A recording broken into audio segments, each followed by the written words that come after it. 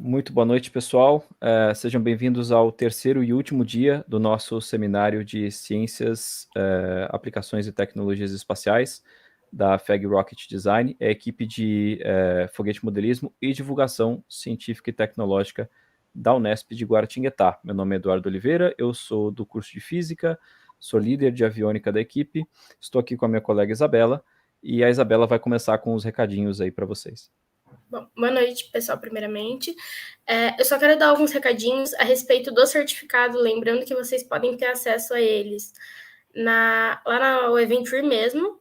Primeiro ele vai mostrar se contabilizou os seus horários, depois o certificado vai chegar para vocês por e-mail, tá? Mais uma coisinha só, do lado onde você vai achar a certificação no Eventree, vai ter a aba perguntas. Lá vocês já podem estar mandando perguntas também, tá? E durante a palestra também. No final da palestra, a gente vai estar lendo algumas das perguntas.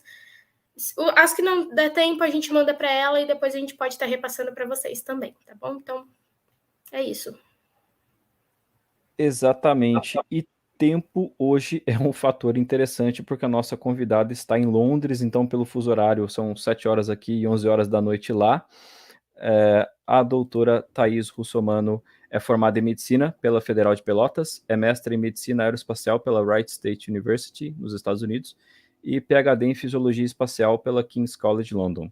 Ela atuou no Centro Espacial Alemão, em Colônia, e criou o Centro de Microgravidade da PUC do Rio Grande do Sul, que é uma referência internacional na área de fisiologia espacial. Ela está vinculada academicamente a várias universidades, como o próprio King's College London, a Universidade de Lisboa, a Universidade Federal de Ciências da Saúde de Porto Alegre, e lidera duas iniciativas privadas espaciais, o Innova Space, no Reino Unido, e o International Space Medicine Consortium, nos Estados Unidos. Então, doutora Thaís, a hora que quiser começar a compartilhar sua tela, fique à vontade. Muito obrigada pelo convite. Até uma pequena correção, realmente eu estabeleci o MicroG na PUC-RS, né, coordenei por 18 anos, era um grande centro de pesquisa, de atividades acadêmicas na área espacial, aviação, outros ambientes extremos e telesaúde, de saúde digital, mas, infelizmente, o MicroG depois foi fechado pela administração da PUC, né, acho que faz uns 2 anos isso. Então, infelizmente, não existe mais. Mas na UFSPA, em Porto Alegre, né, na universidade que foi agora há pouco falada, que eu estou ligada academicamente, nós temos um núcleo de pesquisa espacial em ambientes extremos. Então, se vocês tiverem interesse nessa área específica, entrem em contato comigo e a gente pode apresentar as pesquisas, as atividades desse centro. É um centro brasileiro, então facilita nesse sentido. Bom, eu vou começar, então, a minha palestra, né?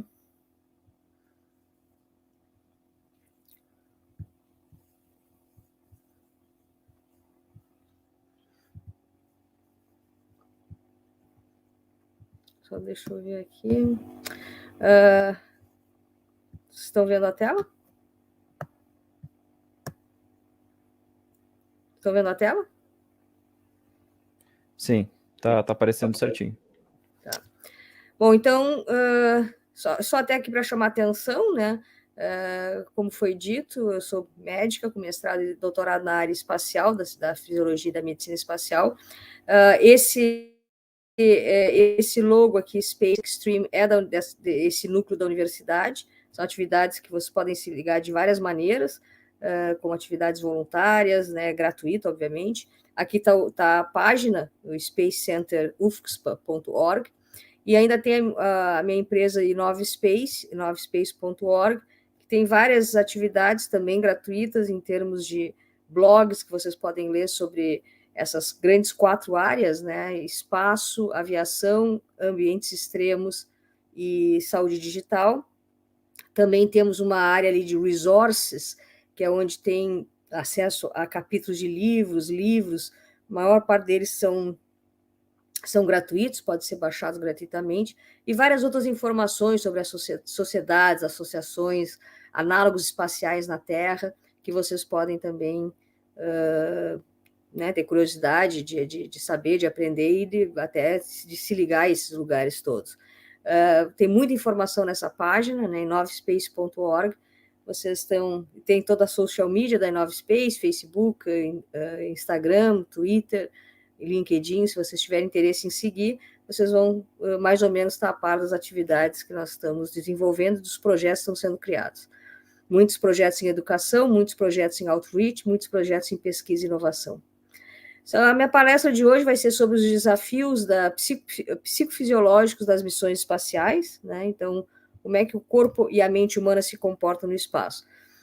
Eu sei que a maior parte de vocês não vem da área da saúde, então eu tentei criar uma apresentação que, digamos, passe as informações que são necessárias de vocês saberem em relação a esses desafios da mente e do corpo humano no espaço, mas de uma maneira, né, numa linguagem bastante simples para vocês realmente entenderem e gostarem da palestra. Meus slides estão em inglês, mas isso não tem, acho que não tem problema, porque na verdade eu vou falar o que está escrito e tem muitos que são muito mais imagens do que texto.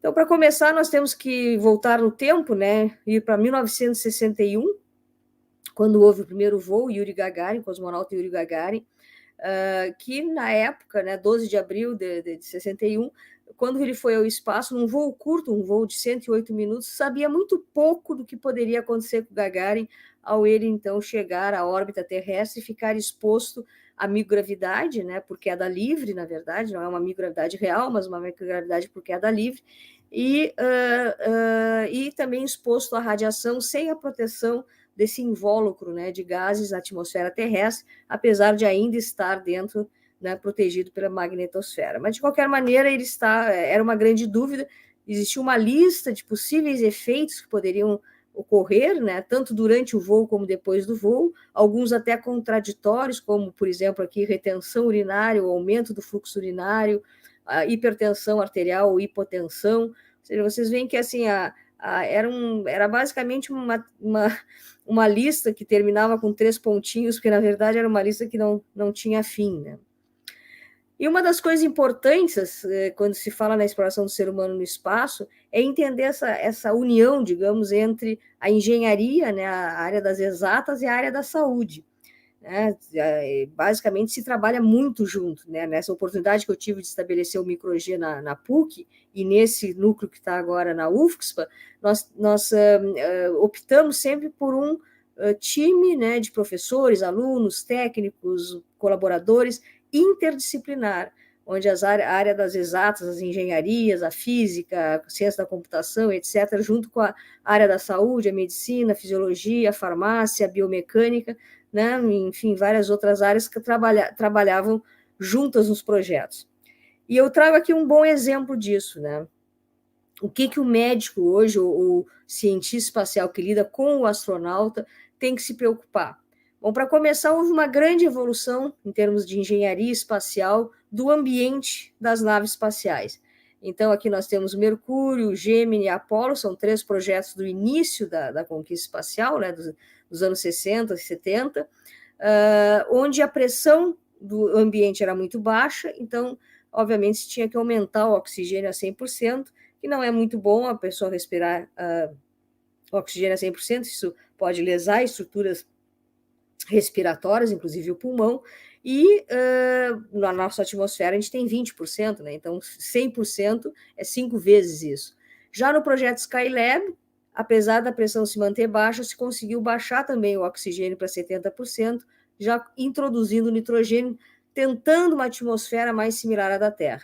Mas foi com o projeto da Space Shuttle, que começou em 12 de abril de 1981, exatos 20 anos depois do Gagarin, que se conseguiu praticamente simular a Terra dentro da espaçonave e depois dentro da ISS, da Estação Espacial Internacional, com uma atmosfera de 1 atm, 760 milímetros de mercúrio, 20% de oxigênio, 80% de nitrogênio, uma temperatura, digamos, controlada entre 18 e 27 graus, mas em geral 21 a 24 graus, e o que não se conseguiu ainda foi realmente controlar o percentual de CO2, de gás carbônico, que é um gás tóxico para o ser humano dentro da espaçonave. Então, assim, o que sobrou, né, para os médicos e cientistas espaciais estudarem? Então, aqui nós vamos primeiro para as missões na órbita terrestre. O que a gente tem que se preocupar? o efeito da microgravidade, por queda livre, então, né, como é que o corpo e a mente humana se comportam na microgravidade, a radiação, e aí a radiação, de novo, ainda protegida, digamos, pela magnetosfera, então não é a radiação que se teria ao ir à Lua ou a Marte, a mente humana, né, porque, na verdade, nós temos vários aspectos ligados a não só ao corpo, mas à mente, dentro das missões espaciais, e o ciclo circadiano, que, na verdade, é esse ciclo biológico que nós temos que gira em torno de 24 horas. Então, a gente está mais desperto de manhã, por exemplo, e mais cansado à noite, e isso é um ciclo, né, que se dá no nosso corpo de 24 horas. Existem vários ciclos, né, biológicos. Existe, por exemplo, o ciclo da mulher, da menstruação, que é a cada 28 dias, e assim vai. Mas o ciclo circadiano em si, quando a gente se refere a ele, a gente se refere a esse ciclo de 24 horas. E nesse ciclo de 24 horas, no espaço, isso se perde, porque a uma altitude de 400 quilômetros, onde fica, por exemplo, a Estação Espacial Internacional, para ela se manter em órbita, ela tem que viajar a 27 mil quilômetros por hora na órbita. E isso faz, então, que se tenha um dia a cada 90 minutos. Em 24 horas, são 16 pôr do sol, 16 nascer do sol, e isso atrapalha o ritmo biológico, podendo afetar o ciclo sono-vigília, por exemplo, a liberação de hormônios, o momento em que o astronauta tem sede, fome, que quer ir ao banheiro, que quer dormir, né? Tudo isso é afetado por essa falta, digamos, dessa sincronia biológica com a rotação terrestre. Claro que se a gente vai para a Lua, a gente tem que começar a se preocupar com outras coisas além desses 4 fatores. Nós saímos, então, da órbita terrestre e estamos indo para a Lua, que fica em torno de 300 mil quilômetros de distância. Basicamente não tem atmosfera, então fica se exposto, o astronauta fica exposto sem proteção alguma a meteoritos, por exemplo, não tem oxigênio, não tem água, como, né, a nossa atmosfera nos dá de graça, mas também tem um outro problema, que é a poeira na Lua, né? A poeira na Lua pode ser bastante intensa, pode, de alguma maneira, contaminar o sistema respiratório, digestivo do astronauta, se ele engolir essa poeira, ou se ele inspirar essa poeira, pode danificar habitats ou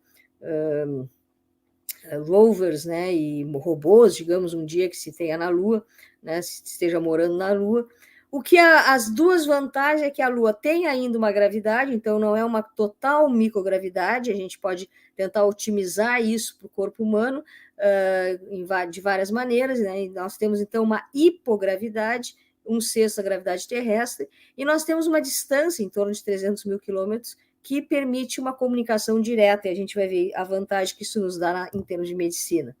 Se a gente vai a Marte um dia, né, aí as coisas já começam a se tornar mais complexas, nós vamos ter essa radiação toda, uma viagem à Lua em torno de 3 dias para chegar, por exemplo, para Marte a gente vai levar 6 a 8 meses para chegar, e teremos que, quando chegarmos a Marte, teremos que enfrentar a gravidade marciana, que é maior que a da Lua, 1/3 a da Terra, então nós temos que estar, digamos, preparados fisicamente para isso.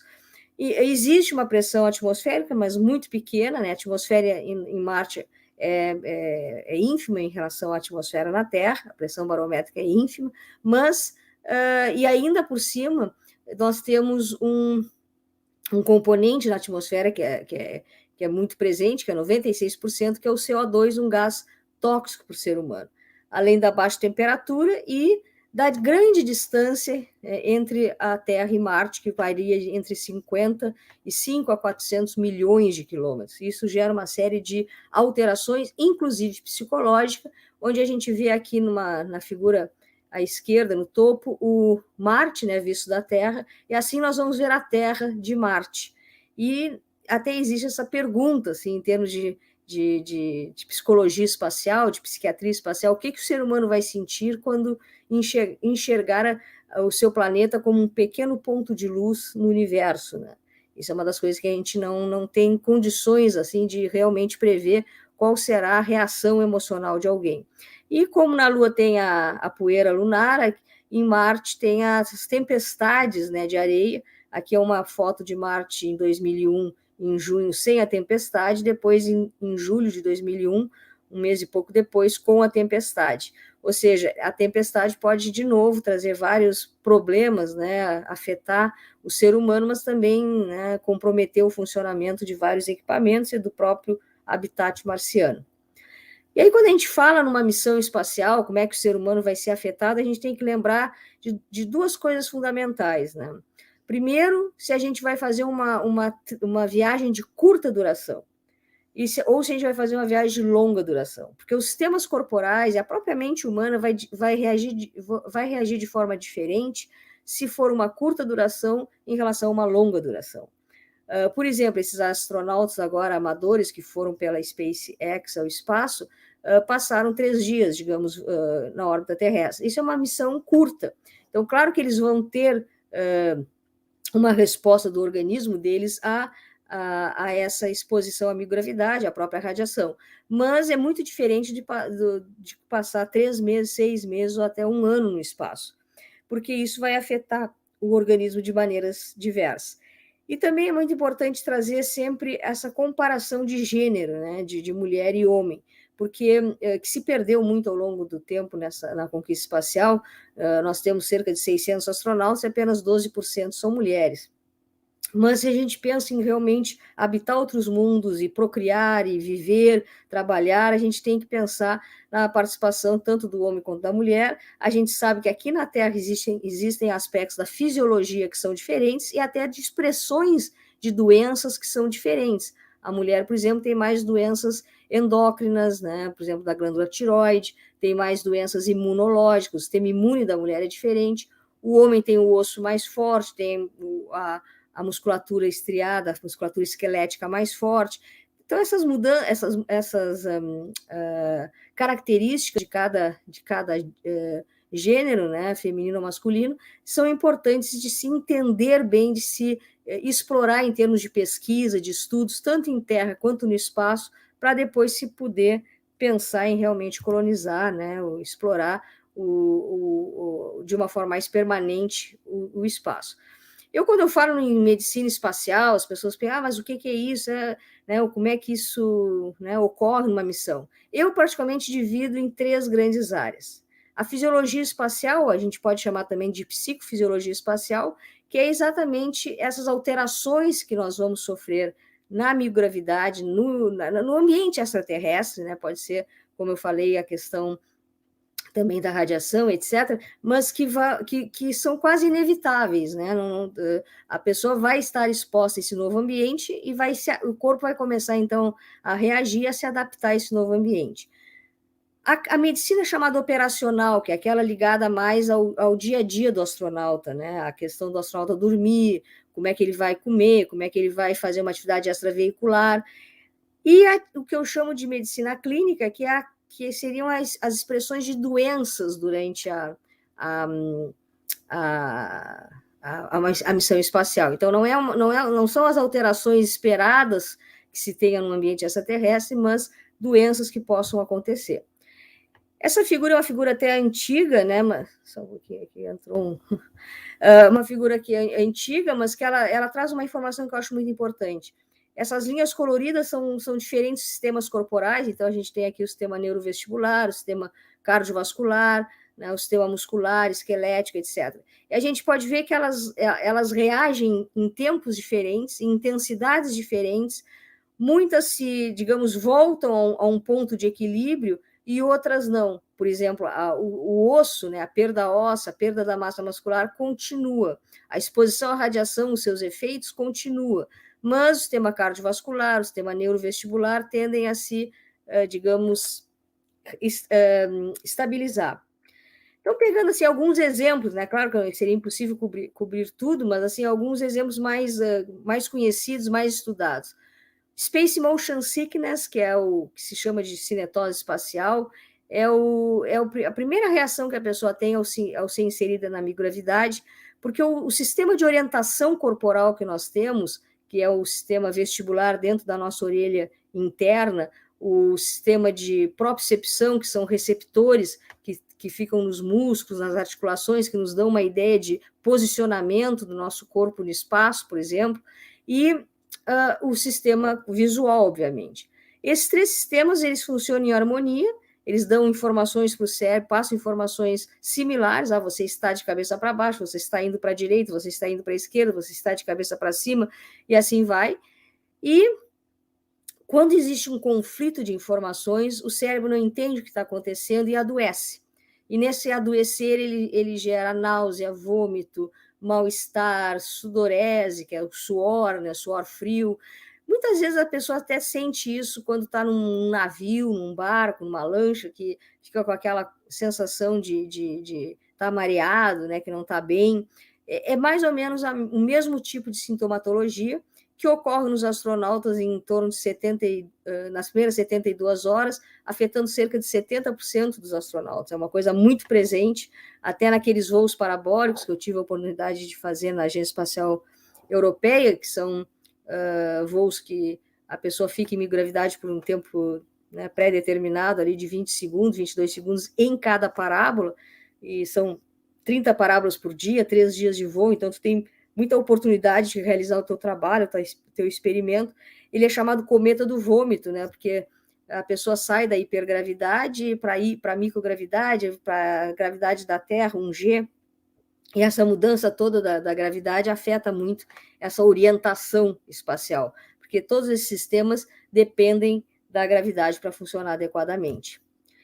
Em termos do sistema cardiovascular, é bastante interessante, né? Isso já foi visto há alguns anos, que na Terra, se a gente fica em pé, nós temos um acúmulo digamos, de sangue e fluidos corporais na parte inferior do corpo, que é esse primeiro bonequinho aqui. Quando a gente entra em microgravidade, como não tem esse efeito mais da gravidade da cabeça para o pé, né? nesse sentido vetorial, então o sangue está na parte superior, se desloca mais para a parte superior do corpo, e aumentando inicialmente o coração, né, aumentando pressões, mudando o sistema pressórico venoso e arterial, até mesmo a pressão intracraniana, a pressão intraocular, e depois há uma adaptação, o organismo acha uma forma de diminuir esse volume, perdendo a parte líquida do sangue, né, através de um aumento de urina, etc. E aí a pessoa, então, entra no que se chama de fisiologia cardiovascular ou cardiopulmonar espacial. O coração fica um pouco menor, porque tem menos sangue circulando, e o sangue fica mais concentrado ainda na parte superior do corpo. Quando volta para a Terra, o coração está menor, tem menos sangue circulando, e aí o astronauta tem dificuldade de ficar em pé e manter a pressão arterial normal, e muitas vezes se sente tonto, tem que sentar, tem que deitar, e isso se chama de intolerância ortostática. No momento que o astronauta está na microgravidade, ele tem o rosto, né, fica mais, digamos, arredondado, mais vermelhinho, e as pernas mais finas, porque o sangue se deslocou à parte superior do corpo. Isso é chamado, então, em inglês de Puffy Face and Bird Legs Syndrome. Em termos da musculatura, da postura, né, corporal, tem várias coisas que mudam no espaço, né, a pessoa assume o que se chama de posição semifetal, né, aqui vocês veem uma astronauta de camisa rosa, né, trabalhando, ela está bem nessa mesma posição, assim, com as pernas para cima, os braços para frente, nessa posição semifetal, e isso tem uma série de implicações, até como o astronauta, digamos, interage na hora de se alimentar, ou de trabalhar, ou de dormir, né, e como, na verdade, existe uma falta, né, do efeito gravitacional cabeça a pé, a pessoa alonga no espaço, né? Claro que aqui diz até de 6 a 8 centímetros, mas em geral, em torno de 4, 5 centímetros, a pessoa faz esse alongamento, né, da coluna, das partes moles da coluna, né? Os discos intervertebrais entre as vértebras, a musculatura, os ligamentos paravertebrais ao lado das vértebras, isso tudo se alonga e a pessoa, então, digamos, cresce, né? E isso pode, por esse estiramento, pode gerar dor na coluna, dor na região lombar, e é uma, digamos, das razões mais comuns para os astronautas, então, usarem medicações contra a dor. Aqui a gente pode ver também que a coluna muda, né? A coluna em terra tem toda uma curvatura já própria, cervical, lombar, e aqui nós temos uma coluna mais como se fosse uma letra D, né? Ela muda, digamos, o seu feitio, que colabora para esse desconforto, essa dor. Isso também, né, assim, essa própria mudança da postura e da maneira como o astronauta usa o corpo no espaço acaba levando à perda da massa óssea, da massa muscular. A gente pode imaginar que uma mulher, né, em pós-menopausa, se perder em torno de 1% da massa óssea ao ano, já está perdendo muito. O astronauta, na parte inferior do corpo, que são os ossos antigravitacionais, desde a pelvis até o calcanhar, nós temos aqui uma perda de cerca de 1 a 2% ao mês da massa óssea. Então, aqui vocês veem que o osso do calcâneo pode perder até 2%, sendo que a parte superior do corpo fica mais preservada. Claro que isso vai depender da duração da exposição à microgravidade, por isso eu falei voos de curta duração contra voos de longa duração, né? Se vai passar uma semana no espaço, a tua perda óssea vai ser muito menor do que se passar 6 meses. E ainda existem, eu vou mostrar para vocês, as contramedidas, né, através do exercício, que ajudam a manter essa massa óssea, inclusive, né, claro, a variação individual é sempre muito importante. Os músculos também antigravitacionais, então a gente pensa em músculo de abdômen para baixo, né, músculo os glúteos, né, os músculos das pernas, das coxas, eles sofrem uma atrofia que pode variar de 13% a 20%. Existe também uma troca da fibra muscular. Nós temos fibras musculares que são mais para a pessoa ficar em pé, né? Então são fibras tipo 1, e as fibras elas são mais de lenta contração, e as fibras que são de rápida contração, que são as fibras tipo 2. No espaço, como a gente não fica em pé, né, a gente fica flutuando, ou naquela posição que eu mostrei para você, semifetal, né, tentando se estabilizar de alguma maneira para trabalhar, enfim, para viver dentro da nave da estação espacial, a gente não tem, então, essa fibra de sustentação, a gente tem essa fibra de rápido movimento. Mas se perde, né, se perde a potência, se perde a força, se perde o tamanho da fibra, se perde a massa, né, e como o osso, depende da duração da exposição à microgravidade e também dos exercícios e da variação individual que cada um tem, né? Aqui só uns exemplos, né, para vocês verem a perda aqui de novo a posição semifetal, né, dá para ver bem aqui, mas aqui a perda, né, nas costas, da musculatura, na coxa e na panturrilha, né, em torno de 20% da panturrilha, né, em relação à terra, né? Isso com 4 a 7 semanas de exposição à microgravidade. Claro que existem tentativas de diminuir isso, né? Uma delas é através do exercício, a mais importante. E aí nós temos aqui uma esteira, né, que a pessoa pode fazer, um trabalho de atividade física com o cicloergômetro. Esses dois aqui muito ligados à questão cardiopulmonar, né, tanto a esteira quanto o cicloergômetro. E agora existe, desde 2009, o chamado ARED, que é um exercício de resistência, já que não se pode ter peso, né, no espaço para fazer atividade física, então é uma resistência ao movimento que simula, digamos, esse uso de peso, pode ser 2 quilos, 4 quilos, 6 quilos. Então é muito importante assim, ver que esses 3 tipos de exercícios são feitos pelos astronautas em torno de 2 horas, 2 horas e meia por dia, 6 vezes na semana. Isso é o solicitado para eles tentarem manter várias coisas, atividade cardiopulmonar, uma boa condição física nesse sentido, uma boa capacidade aeróbica, atividade muscular e óssea, né, apropriadas. Então, esses 3 equipamentos, digamos, são os equipamentos mais utilizados.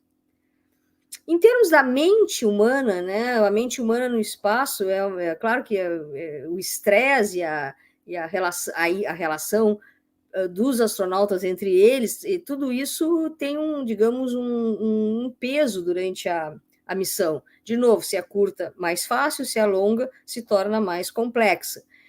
Primeiro, eles se sentem isolados, né, com nenhuma referência a família, os amigos, lugares comuns que eles iam diariamente, desaparece tudo isso, eles ficam confinados, isolados dentro da Estação Espacial Internacional, muitas vezes sentindo monotonia, porque, de novo, uma missão mais longa, tem momentos que não tem muito o que fazer, e outras vezes sentindo que estão sobrecarregados de trabalho. Então, existe essa divisão. A depressão digamos, a expressão mais comum desse descontentamento, desse desconforto lá, né, da questão emocional. Como eu comentei, né, o astronauta, por ter 16 dias dentro de um dia, altera o ciclo sono-vigília, e isso faz com que exista, muitas vezes, a insônia, né? Ir dormir, sei lá, às 10 da noite, acordar às 6 da manhã, mas esse relógio, muitas vezes, não está de acordo com o relógio biológico, com o relógio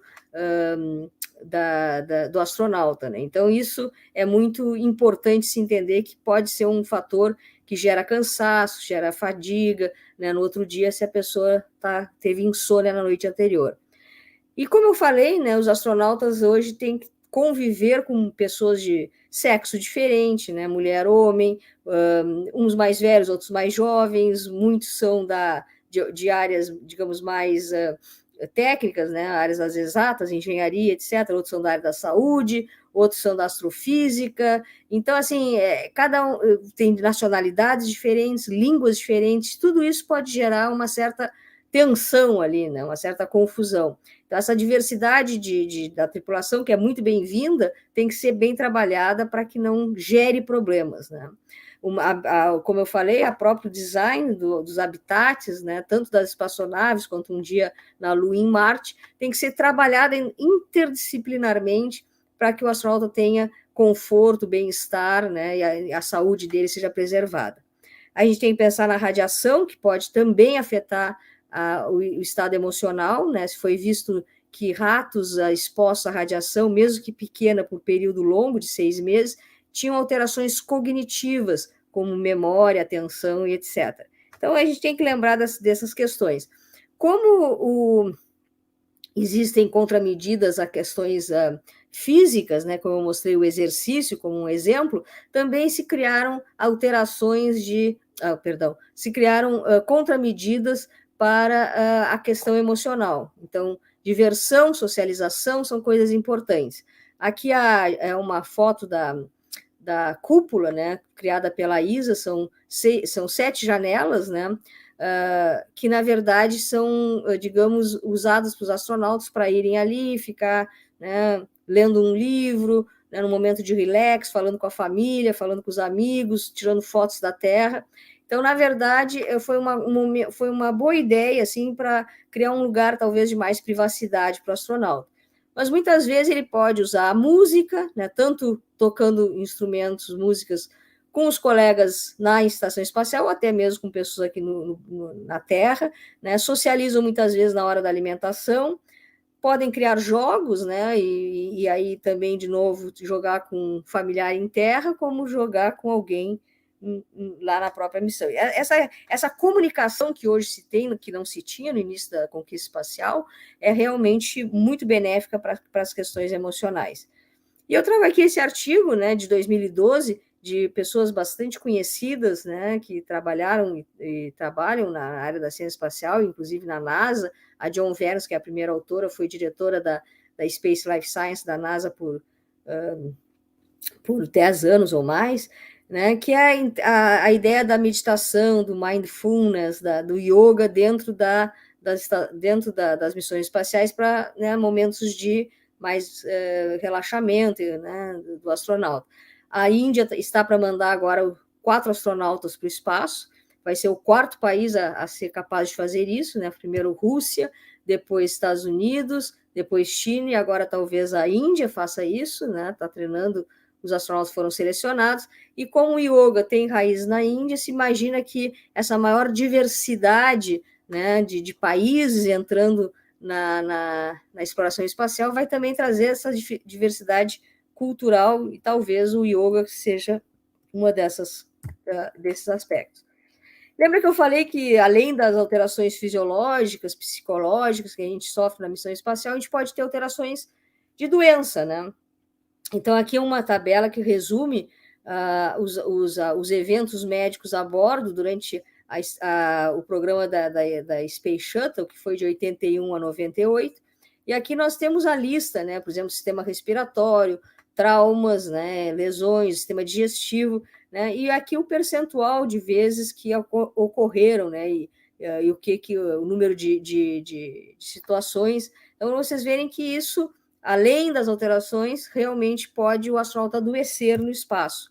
Aqui mais um exemplo, né, da astronautas da NASA na Estação Espacial Russa Mir, né, de 95 a 98, e de novo, né, trazendo algumas alterações musculoesqueléticas, de pele, etc., e também psiquiátricas, sendo a depressão o que realmente preocupa, digamos, nessas questões psicoemocionais.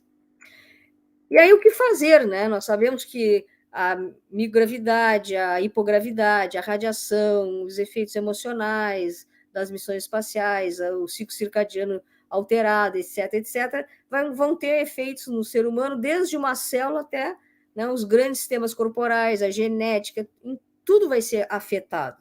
Então, o que nós podemos, como médicos, como cientistas espaciais, como até profissionais das áreas, como eu disse, da área das exatas, né, podendo construir alguma coisa, um equipamento, um equipamento de contramedida, um equipamento médico, como é que a gente pode colaborar, né?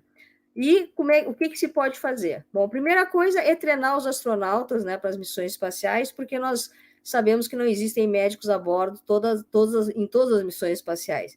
Então, eles têm que ter um treinamento para identificar se aquela alteração, ou aquela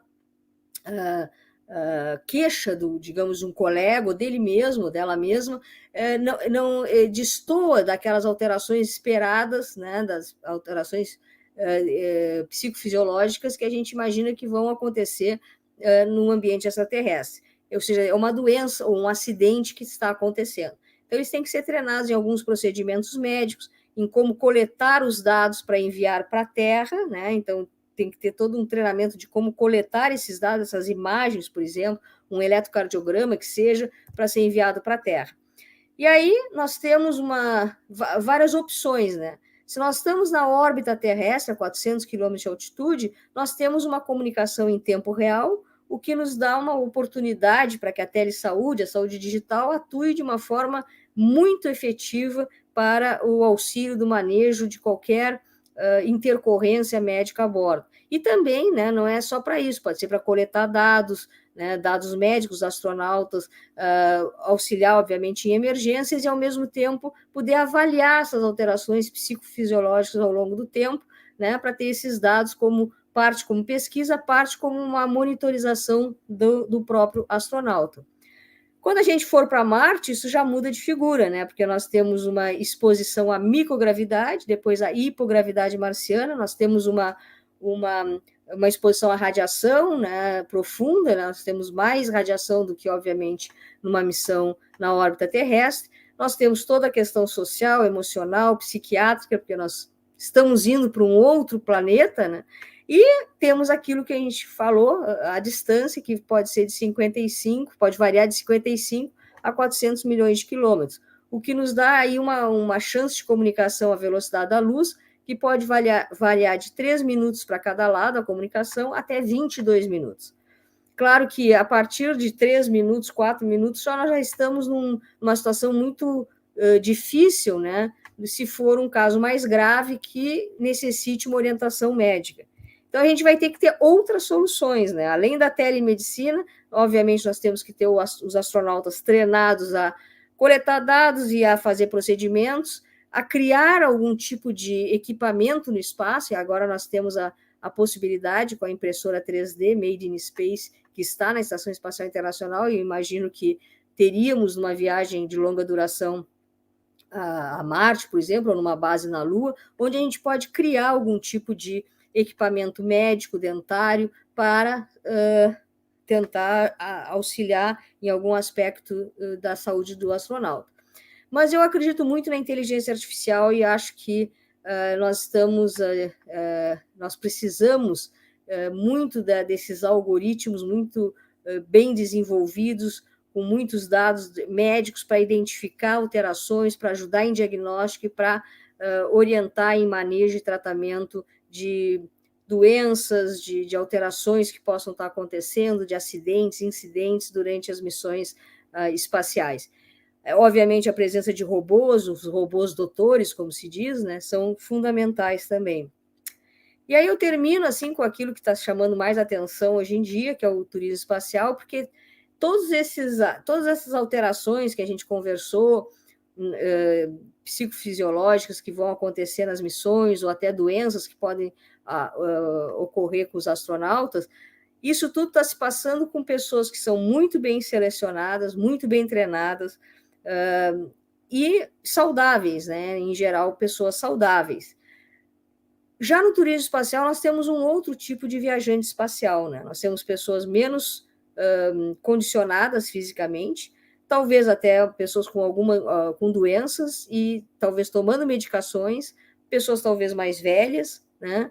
E isso não está bem definido como que vai se medicamente selecionar essas pessoas. Existe até hoje o que se usa é que a pessoa mesmo faz uma liberação, né, da sua própria viagem, se ela tem o dinheiro, tem o convite para ir por ser uma pessoa, digamos, famosa, ela pode assinar, então, um documento dizendo que ela se responsabiliza, que ela sabe dos riscos e que ela, assim mesmo, quer voar. Aqui a gente vê um exemplo, né, um pouco disso, que é o Steve Hawking, que tinha uma doença neuromotora importantíssima, que ele não se mexia mais por ele mesmo, ele não falava por ele mesmo, etc. E ele está num desses voos parabólicos, tendo uma experiência em microgravidade. A gente pode tirar a ideia de que as pessoas que, talvez famosas, com dinheiro, podem realmente se expor, né, a uma viagem ao espaço. Claro que esses 4 que foram agora na missão da SpaceX passaram por 6 meses de treinamento, né? O que a prática mostra até agora é que existe um cuidado com isso, um treinamento em hipergravidade, em microgravidade, em todos os equipamentos da nave. Eles são uns pseudo-astronautas nesse sentido, né? De qualquer maneira, isso pode a gente não sabe como é que isso tudo vai evoluir. Claro que o turismo espacial não começou agora com essas 3 grandes empresas, a Virgin Galactic, a Blue Origin e a SpaceX. Começou em 2001 com a Space Adventures, que levou para o espaço 6 ou 8 tripulantes, turistas espaciais, a um custo altíssimo, né, de 20 a 40 milhões de dólares para ficar em torno de 10 dias na Estação Espacial Internacional. Hoje se fala de voos muito mais curtos, né, de 2, 3 dias, como foi esse, mas de qualquer maneira, ainda assim muito mais baratos, né?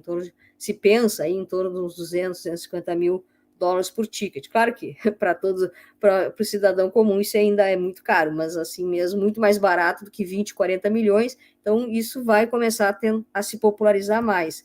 E em 2027 se fala no primeiro hotel no espaço, né? E de novo nós vamos ter aí pessoas, talvez famílias indo, talvez famílias com filhos, né? A gente nunca teve, digamos, estudos vendo a criança no espaço, né? O adolescente no espaço, como é que vai se comportar essas alterações psicofisiológicas, o idoso, né? Um casal de idosos, como é que vai ser tudo isso? Então, na verdade, a gente traz para dentro dessa área da exploração humana do espaço um desafio ainda maior, que é tentar popularizar a ciência espacial, né, a viagem espacial, mas, obviamente, isso vem com alguns riscos. Então, essa era a mensagem que eu queria passar para vocês. Espero que vocês tenham apreciado. Eu vou parar de compartilhar aqui.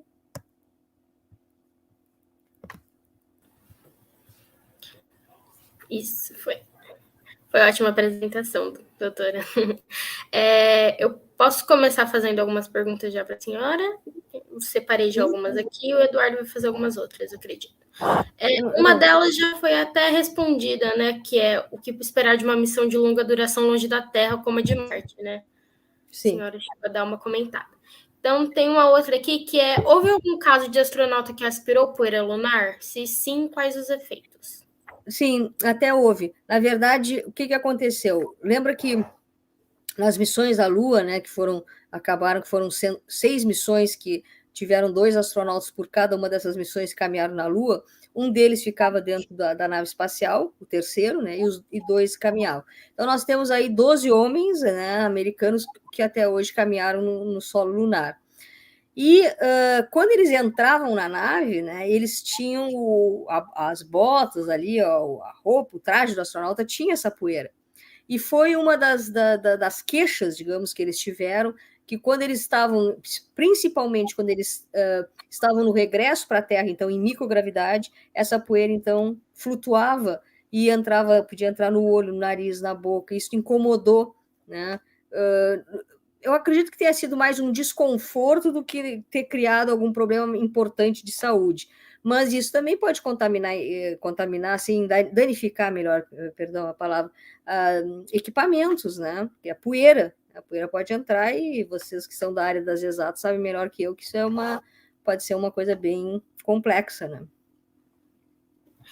Só mais uma pergunta em relação ao período mais longo no espaço. Esses astronautas, eles possuem alguma propensão a desenvolver alguma doença? Por exemplo, passando um período longo em estações espaciais. Tem alguma doença que sim?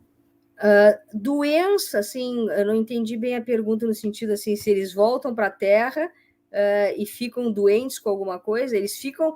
É que, na verdade, quando a gente fala em medicina ou fisiologia espacial, a gente fala no pré, no durante e no pós-voo. O pré é seleção e treinamento, o durante é todas as coisas que a gente comentou, e o pós é quando a pessoa volta e tem que fazer todo um processo de readaptação e reabilitação, tanto física, quanto emocional, quanto familiar, social, etc. Então, assim, o que foi mostrado até agora é que mesmo pessoas que ficam cerca de 1 ano no espaço, e até o recorde são 438 dias do Valery Polyakov, um cosmonauta russo, as pessoas voltam, digamos, ao seu estado pré-voo. Algumas vezes a questão da massa óssea fica mais comprometida, né, leva mais tempo, mas a pessoa volta ao seu estado pré-voo. Aparentemente, a exposição à radiação no espaço não torna a pessoa mais suscetível a doenças como cânceres ou outras doenças dependentes da radiação. Então, assim, mas a gente tem que lembrar que foi uma exposição de até 1 ano, digamos. Se vocês me perguntarem, bom, mas uma viagem a Marte vai ser 6 meses para ir, 6 meses para ficar lá, 6 meses para voltar, pelo menos isso, né? Isso é seguro? A gente não sabe, porque tem uma radiação mais intensa que vai ter que o astronauta vai submeter, tem todas as condições do planeta Marte que ele vai submeter, mas, além disso, né, a gente tem que lembrar do tempo. Então, se alguém ficar no espaço 5 anos, por exemplo, né, a pessoa tem ainda condições de voltar para a Terra?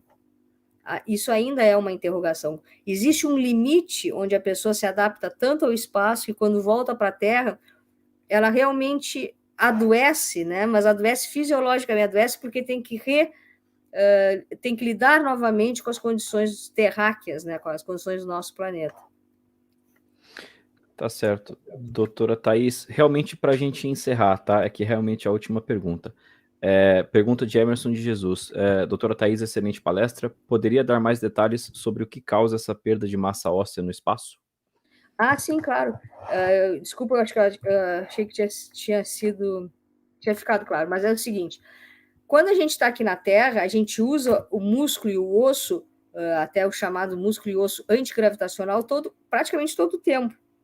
A não ser quando a gente está deitado na cama, que a gente, né, nas horas de sono, de descanso, que a gente não usa. Mas no momento que a gente levanta, começa a caminhar, a gente está sempre estimulando o osso e músculo, especialmente esses ossos e músculos antigravitacionais, que são os da parte inferior do corpo. Se nós fôssemos quadrúpedes, né, seria diferente, mas nós somos bípedes, então esses ossos e esses músculos que sofrem mais. Quando a gente está no espaço, a gente flutua, a gente não usa essa musculatura e esses ossos, é como se a gente estivesse todo o tempo deitado numa cama. Então, essa falta de estímulo, essa falta de impacto, essa falta dessa fisiologia que se perde, né, que a gente tem diariamente, gera uma perda da musculatura e uma perda da massa óssea. Então, por isso que o exercício físico, né, é muito bom. a esteira, como eu mostrei, e o cicloergômetro é especialmente bom para a parte cardiopulmonar, como a gente faz aqui em academias, né? A gente tenta ter um condicionamento aeróbico melhor, e a parte da musculatura em si, da massa óssea, fica então com aquele equipamento que é contra a resistência, já que eu não tenho como ter o peso no espaço, né, para fazer exercício, então se usa resistência. Não sei se ficou claro. Acho que agora pode ter ficado mais claro.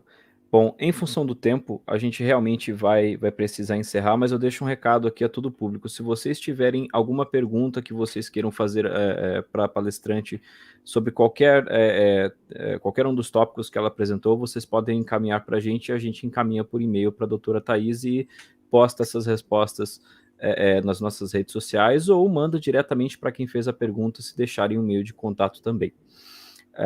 Deixa eu só colocar a Isabela na tela aqui para a gente então agradecer, especialmente por conta do fuso horário, já é quase meia-noite aí. Então, de verdade, doutora, muito obrigado pela sua participação, é muito importante para a gente. E deixo aqui então os minutos finais para a senhora fazer o seu encerramento e deixar a sua mensagem. Eu fico muito contente assim de ter oportunidades como essa, assim, especialmente falar para quem não é da área da saúde. Eu trabalhei muitos anos com engenheiros, né, não como engenharia, mas com engenheiros e com pessoas da ciência da computação, etc. E eu acho essa união muito importante, porque eu dei aula por 20 anos num curso de mestrado em engenharia biomédica, né? E é claro que eu entrava com a parte do funcionamento do corpo humano, da mente humana, etc. Mas sem isso o engenheiro não consegue criar. E sem isso o médico não consegue tratar muitas vezes ou criar equipamentos, né, tanto para diagnóstico quanto para manejo de doenças. Então, eu acho essa união muito importante. E a ciência espacial, né, a exploração espacial pelo ser humano, é um grande exemplo disso. Né? É um grande exemplo que a interdisciplinaridade é fundamental. A gente não consegue ter o ser humano no espaço sem uma nave espacial. Uma nave espacial é totalmente ligada à área das exatas, por exemplo. Um habitat na Lua um dia, ou uma comunicação para a telesaúde, né, para a saúde digital. Então, é uma área, é muito bonito isso, eu acho, porque mostra exatamente que a inter e a multidisciplinaridade são fundamentais para o sucesso da exploração espacial, como eu acho também que é muito importante para o sucesso da nossa medicina, da área da saúde como um todo aqui na Terra. Perfeito. Doutora, mais uma vez, muito obrigado.